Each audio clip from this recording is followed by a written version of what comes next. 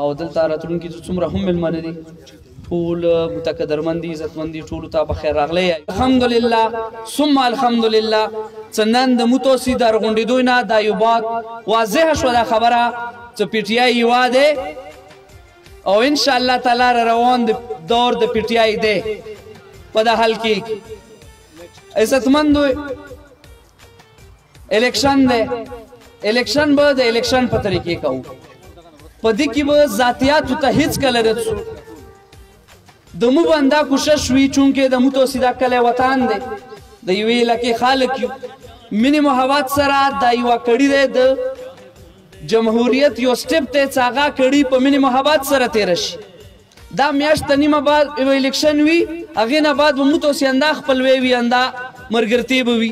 نو یو خو ټولو ملګرو دا خواست دی چې څومره هم ناست دي که هغه سوشل میډیا استعمالوي که هغوی خپل علاقې کلي وطن کې کمپین کوي ټولو نه همدا هم خواست دی او توقع هم لرو همدا توقع لرو چې انشاءالله تعالی په مینې محبت سره به دا موږ ته روان چې کوم امتحان دی دا سر کوو او انشاءالله تعالی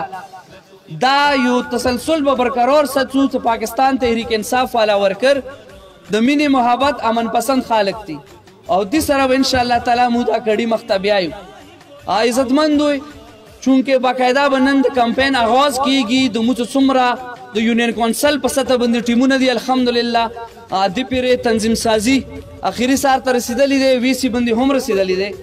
نو ټول به نن باقاعده د کمپین آفیشلی آغاز کیږي نو عزتمندو د هغې دپاره څه موږ ته ټولو ته پاته وي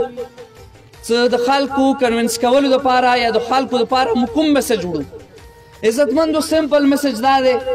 چې موږ دلته څومره هم قومونو والا ناست یو ټول د خپل قوم سره مینه لرونکي خلک یو خپل علاقې سره مینه لرونکي خلک یو هر سړی په قومیت هم مړ دی او هر سړی په خپل علاقې باندې هم مړ دی د هر مرګري اغراض و مقاصد دا دي چې زه د خپل علاقې دپاره څه وکړم